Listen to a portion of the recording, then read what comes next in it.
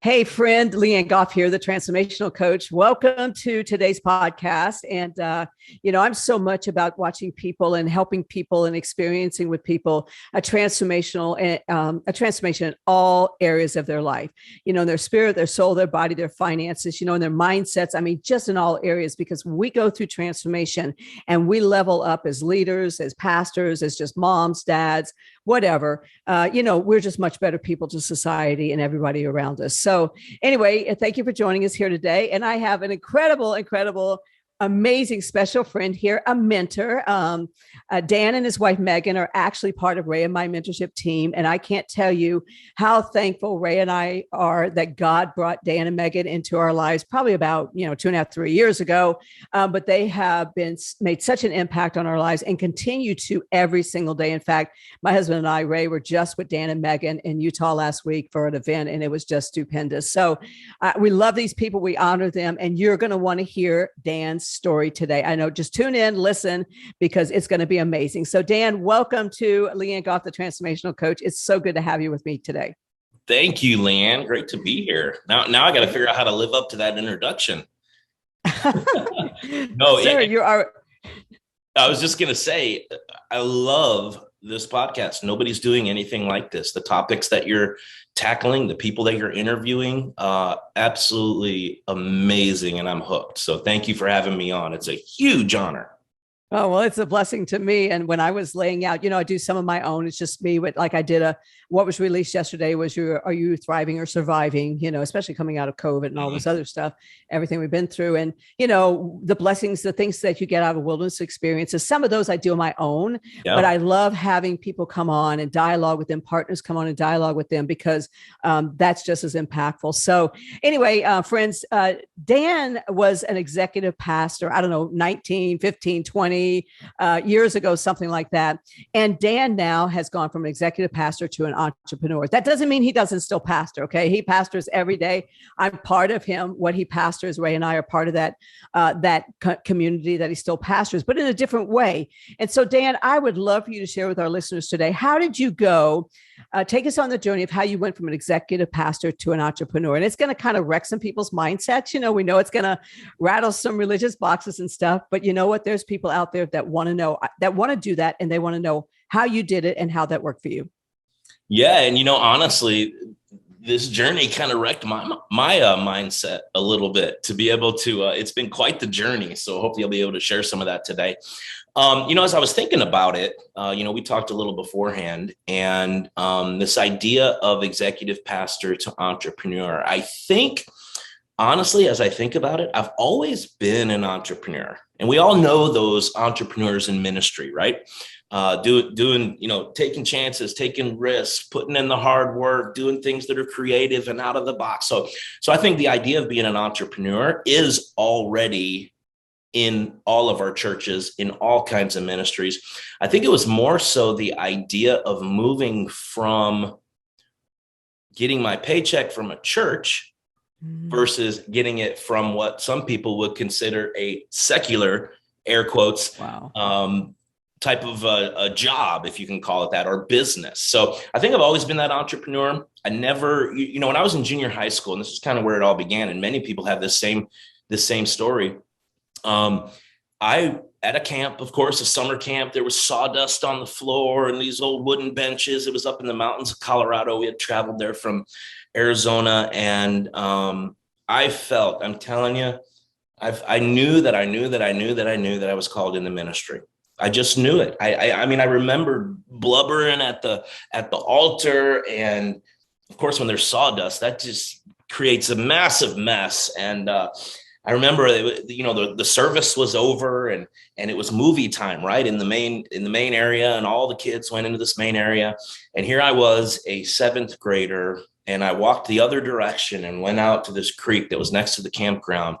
And I remember I just stared up at the stars that God created. And like, I can remember this moment like it was yesterday. And I remember, I'm not going to sing it for you, okay? Because it would not be pretty. But I remember singing this song, which was one of the worship songs that we had been singing that week. And it was something along the lines of, I'll say, yes, Lord, yes, to your will and to your way. I'll say, yes, Lord, yes, I'll trust you and obey. And I was singing it over. I'm getting goosebumps telling this. I'm over. I was staring up. And so I knew there was never a question that I was called into ministry or not. What I didn't realize is I think everybody's called into ministry. So God, to me, that meant at that time as a seventh grader who didn't quite have it all figured out, I still don't, that meant you're going to be a missionary, or you're going to work for a church, or you're going to be a pastor, or you're going to be an evangelist. And I didn't know which one of those it was, but I said, God, whatever you say, I'm going to do. And that commitment that I made, I think, was the key to this whole thing. I've done entrepreneurial type of ministry for 20 plus years. From the time I was 18 years old, I'd travel and when nobody else was doing it, speaking in public schools, right? Not being able to say the name of Jesus, but preaching the gospel, bringing the Spirit in there and encouraging kids in junior highs and high schools and created all kinds of different ministries and worked in youth and did all kinds of crazy things in the youth world before everybody was doing all the crazy things and having massive youth groups. I've kind of always been this entrepreneurial, take a risk, let's do something big for God, as big as we can. Let's leave it all on the field kind of person, which is how we run our business now, as you know, as you do. And so 20 plus years working, first of all, in the youth world and the evangelistic world, and then moving up into the adult world. I never had a desire to be a lead pastor. I saw what they had to put up with and who they had to deal with and all. And I said, I will be the second in command. I will serve. But you get all the credit and you take all the blame. So I just loved always, I was always called to be an armor bearer. And I loved being that person there that would hold the shield and take some of the arrows so they didn't have to hit the pastors that I worked with and do all the stuff that they didn't want to do and stuff that I had talents and ability to do. And so I did that, most of my ministry life, really enjoyed it most of the time. And what's weird is here's kind of how things shifted for me is I got fat. Can I say that? I got fat. I got 85 pounds overweight, and it's not like it happened overnight, but in a span of about 10 years, I put on about 85 pounds, and I'd always been full of energy, full of life, and a dreamer. And, I woke up one day and none of that was there. And I was too tired to jump on the trampoline with my kids. And I just wanted to sit in front of the TV, and I couldn't wait to get home from church and for the day to be done. It just wasn't me. And so this whole shift happened in me. It started with my physical health. And what I realized is once I started to tackle that aspect of my health, it affected every single area of my life. And so it was kind of a crazy story how it all came about as I started to lose weight, and I started to become a better dad and a better husband. And I started to dream again. I started to actually pray again and say, God, what do you want me to do during this season? It had been a lot of years since I'd asked that. And I started asking that again, God, what do you want me to do? And I started helping other people in their area of health, which our business is in the area of health transformation, as is yours. And I remember what happened is, because still at this time, A, I knew I was called into ministry, and B, I knew that being in ministry meant working at a church. Okay. So that's still my mindset at that time. And yet I'm feeling this tug to do this other thing that I'm really enjoying, helping other people get the kind of life transformation that I was getting. And so I was doing it on the side, right? I look at it a lot like there's pastors that are worship leaders that sing, and they pastor churches, and then they also have worship CDs, or pastors that are authors, right? We know some of our favorite pastors are authors. And they have books, and that's their calling to make a difference in a different avenue in the lives of believers and unbelievers alike.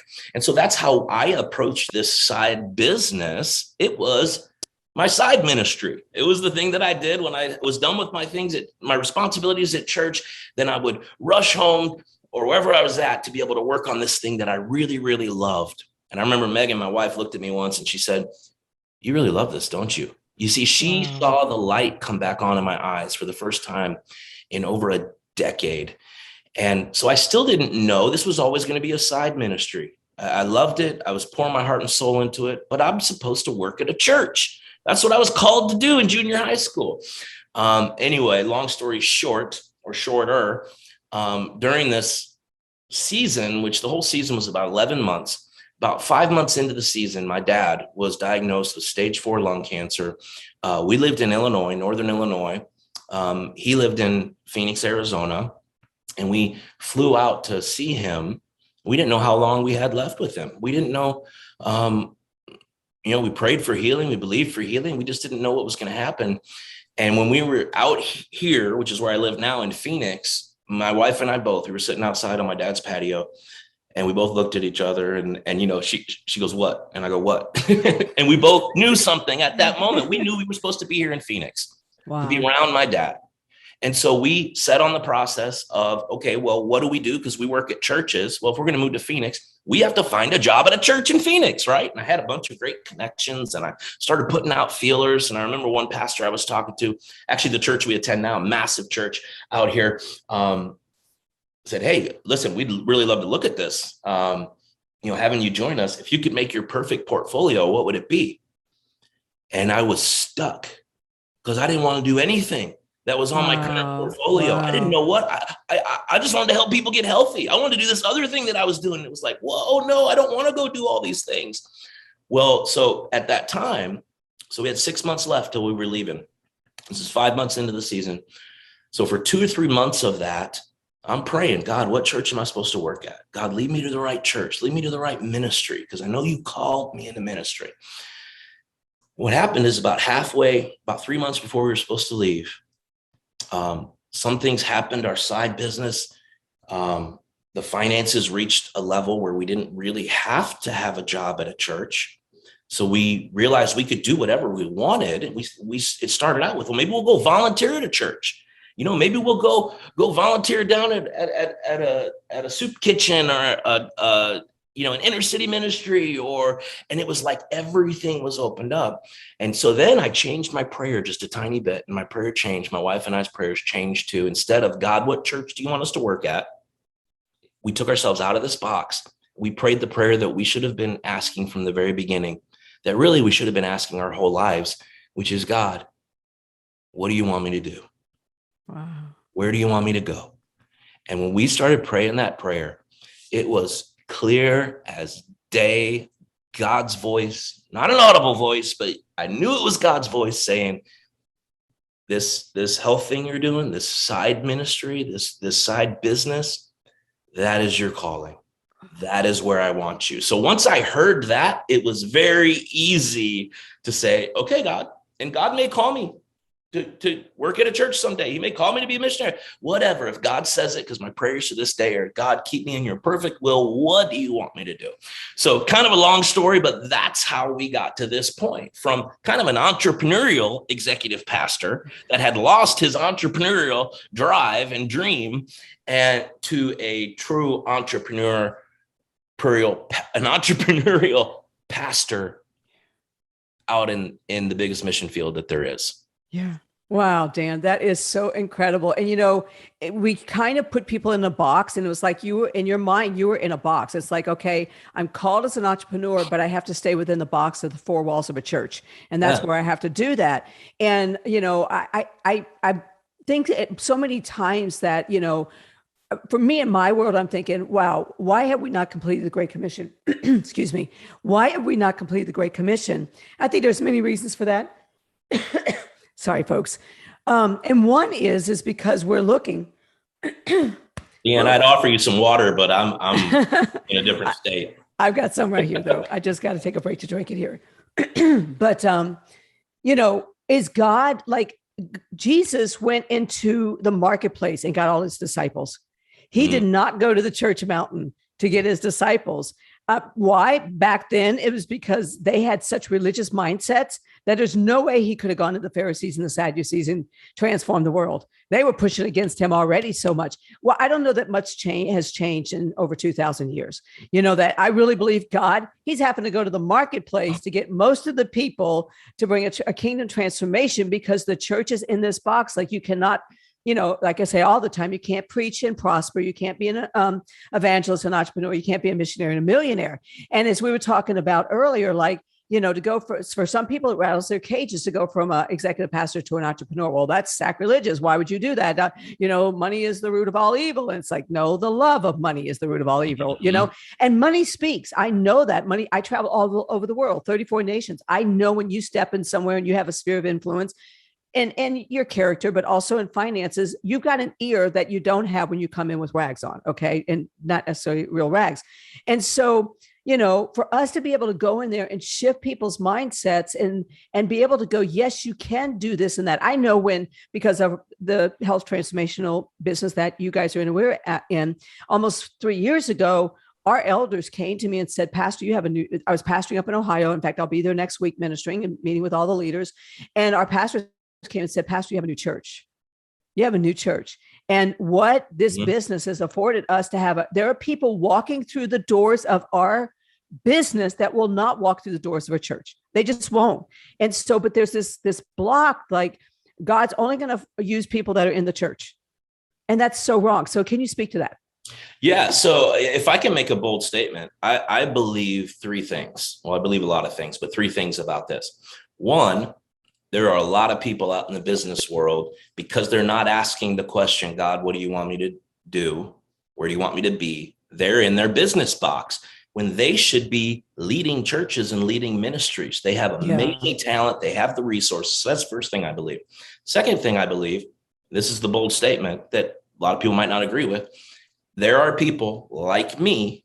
I think I stayed about 5 years too long in the church because I wasn't asking that question. And I'll tell you, I was miserable.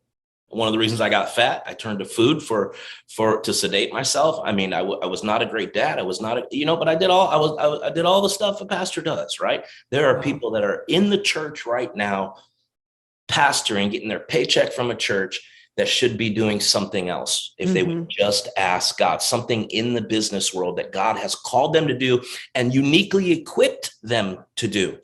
Third thing I believe is there are people in the church, or let me put it this way. There are people that should do both, like the pastors who write books, the pastors who create worship CDs, the pastors who do conferences, the pastors who travel and speak, because God's called them to this, the pastors that lead missions organizations, right? And I know you have been a huge part of missions and still are. There's pastors that I'm called to pastor this church, but I'm also called to lead this missionary organization around the world, and they do great things. It doesn't have to be books, CDs, or I guess MP3 these days, missionary organizations. Why not businesses? Yeah. The marketplace is a church. The marketplace is where the people are. And I'll say this, Leanne, since you brought up money, you are a brave soul on this podcast bringing up money. I don't love money, but I sure love what money allows me to do. Yeah. I love it a whole lot. When good people make good money, they do great things. And I truly believe that one of the reasons God has blessed us so richly with the ability to make money, and I'll say it, lots and lots of money, one of the reasons is because he knows what we do with it. And we learned in this business, as you have, and this goes for any business when you can make a lot of money. First of all, you don't make money unless you have an impact on somebody. You solve a problem in their life, and our business happens to impact people massively. So we don't pursue sales. We don't pursue income. We don't pursue money. We pursue how can we make a difference in someone's life in the area of health, mental, financial, spiritual, physical. That's our business. That's your business.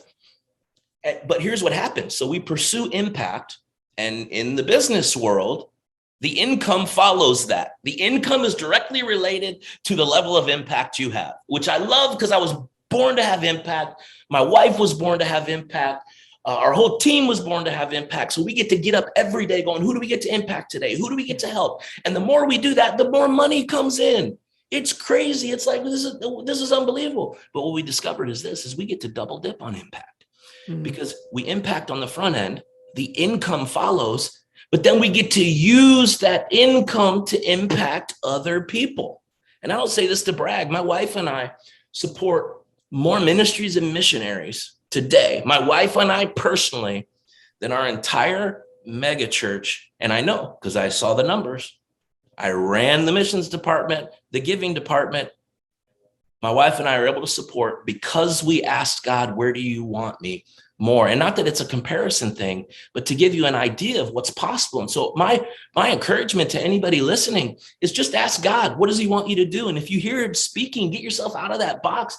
And you know what? If you have the ability to impact people and go make truckloads and truckloads of money, you will fall in love with what you're able to do with it. It's the best life ever.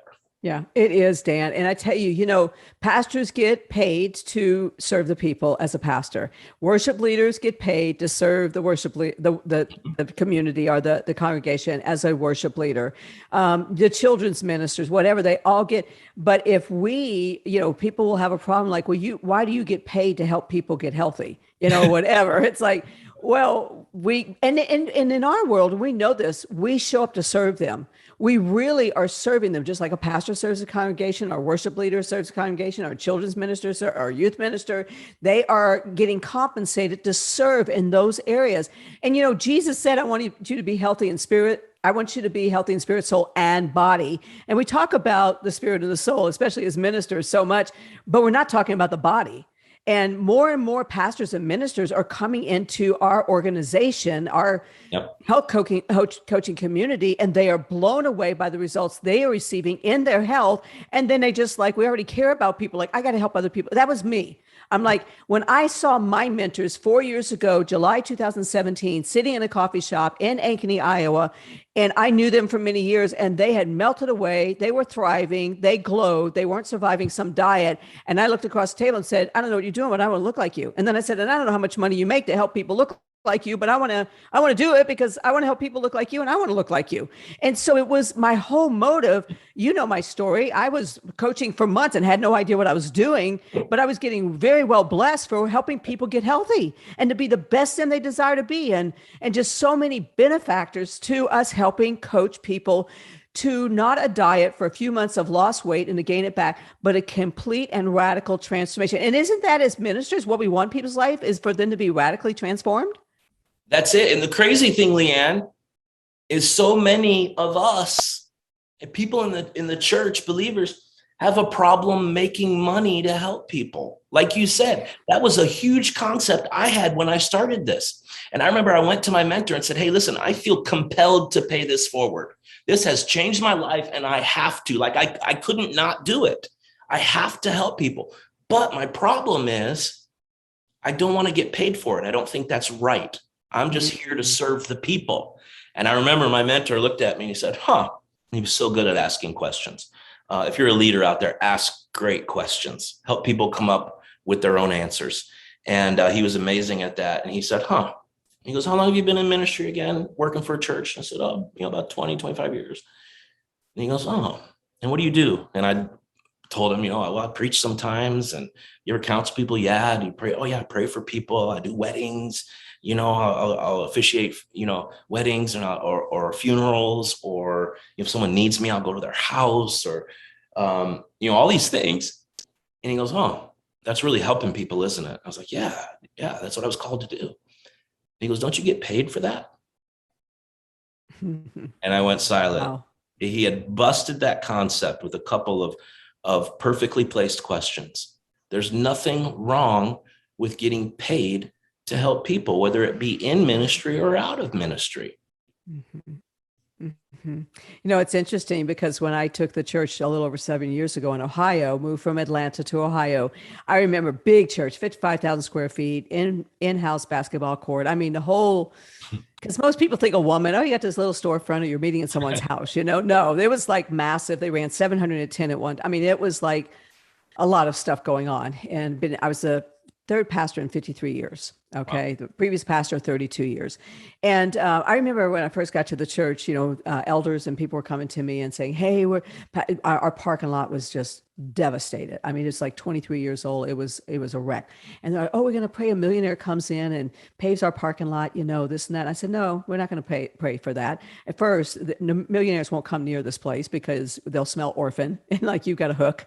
So they're not going to come. And that's one reason most millionaires won't walk into church today, because most of us have hooks. We have have ulterior motives, and we're just not pure in heart with this stuff. We don't know how to handle money. We do not know how to handle finances. Thankfully, I have a spiritual father, even before I got into, transformational health coaching, that really flipped the script on way in my head 16 years ago. So when I came into this, I'm like, oh yeah, Jesus, his parents had, the money for the hotel room. There just wasn't any room, so it's like, we'll go to a cave, or do it. And, they were gambling for Jesus's garment, the Roman soldiers, before he died at the foot of the cross. So he probably had some pretty nice stuff he was wearing. Okay. Because they're gambling for it. It's streets of gold, pearly gates. And we just what we have taught the church that is just such a wrong mentality. So, I'm just thankful today that, again, probably about 4 years ago, we paid $160,000 as a church to pay that parking lot.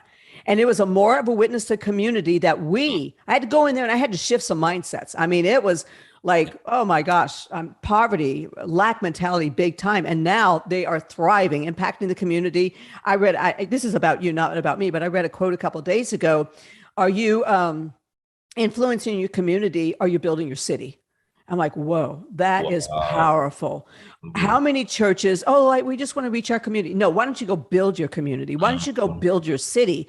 And that's some of the stuff I'll be sharing with our leaders next Saturday night when I'm there. So, in final closing here, Dan, I don't want to keep you much longer. This has been absolutely amazing. But if there was one or two other things that you would say to our listeners out there to really set themselves up, to have the openness, the mindset to allow God to, yes, 100%, just say, God, what do you want me to do? And then be obedient to that. You got to be obedient to it. And take him at his word, trusting in what he tells you to do. But if there was one or two things that you would leave our listeners with, what would that be? So, oh my gosh. And I hope you do a podcast at some point on this idea of scarcity versus abundance. We have to come back and do it. I mean, we don't have time today, but Can you imagine our churches filled? You talk about that parking lot. Can you imagine our churches filled with people with a spirit of abundance instead of a spirit of scarcity, what we could do for our cities? Yeah. Can you imagine how we could build? I mean, it's, oh my gosh. Okay. So the one thing that I would leave you with is this. First of all, don't be afraid to ask that question. I'm so glad that I did. God, what do you want me to do?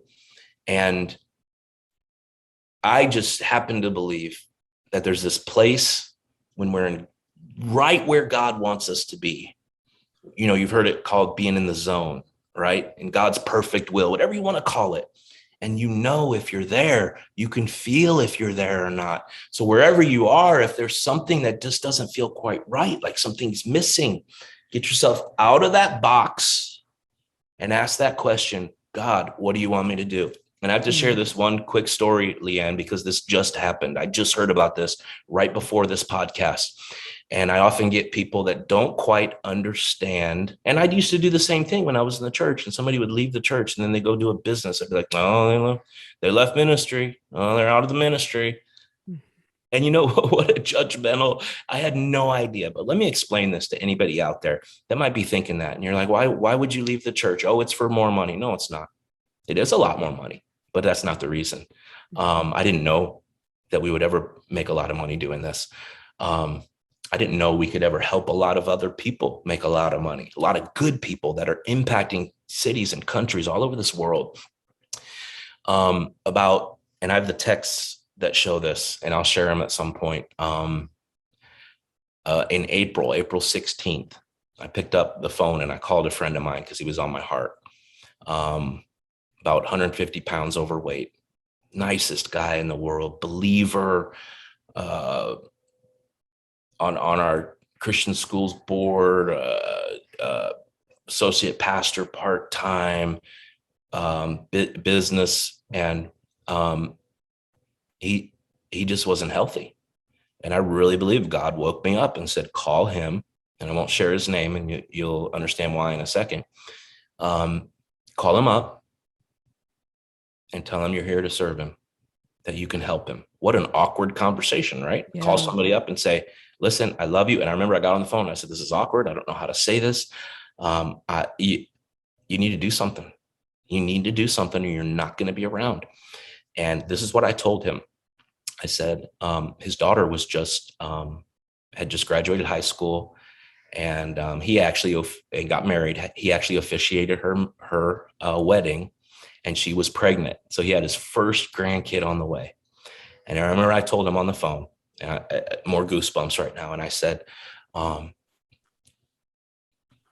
if you are not going to do this, and I said, I don't care if you do our program. And I even said, I'll pay for it. You have to pay me a dime. This is about you being able to be a grandpa and be able to be around for a while. And I said, here's the deal. If you're not going to do this, I do care. I'm not going to say I don't care because I care about you. Then when we get off the phone, I want you to pick up your phone and I want you to call your daughter. And I want you to just tell her, just so she's aware and she can get things in order, that you are not going to be around to be her child's grandfather. Make that call, because I know that sounds melodramatic, but I really felt like I was supposed to say that. He hemmed and hawed a little bit, kind of tried to do some stuff, but never got really serious about it. Last night, he died of a heart attack in his bed. No. I went back and looked through our texts, and his daughter texted me right after I made that call. And he said, my dad told me what you said. And thank you, because I want him to be around to be a grandpa. And she texted me and said, thank you. But he never did anything with it. And you want to know why I'm doing what I'm doing?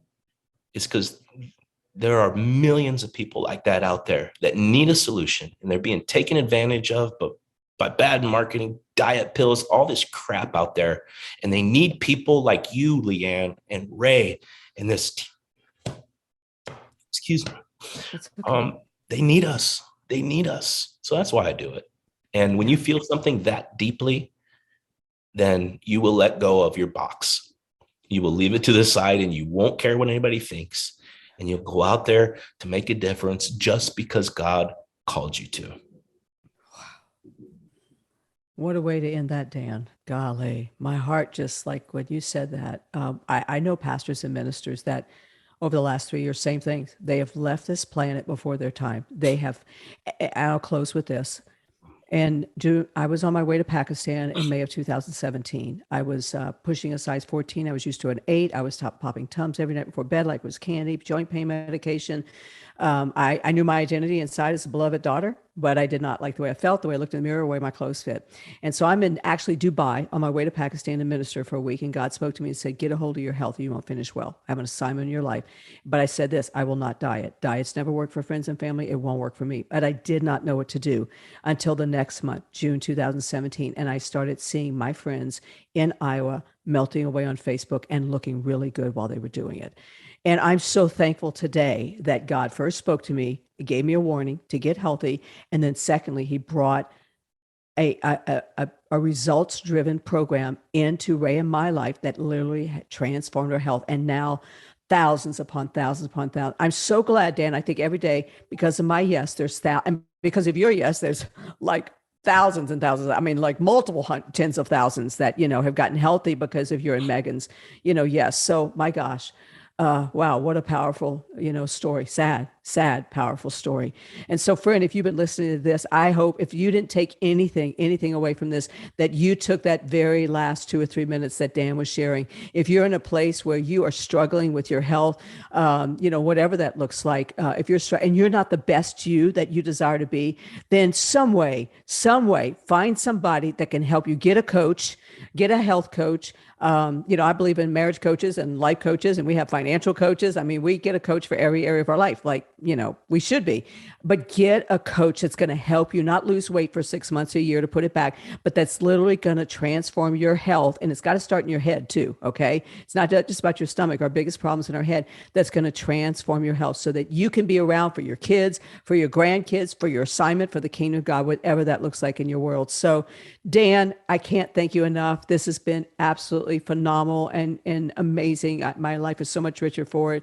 Thank you for joining me today on Leanne Goff, the Transformational Coach. And friend, if this has blessed you, please share this podcast with a family member or a friend or coworker, and then subscribe to Leanne Goff, the Transformational Coach, and even review us, But Dan, thank you again. Really appreciate it. Thank you, Leanne. Honored. All right, sir. Thanks again. We will try and schedule a time to come back and talk about abundance and scarcity mindset. I know we don't have time today, but we will do that. So, all right, sir. Thank you. Bless you. And we'll be talking soon.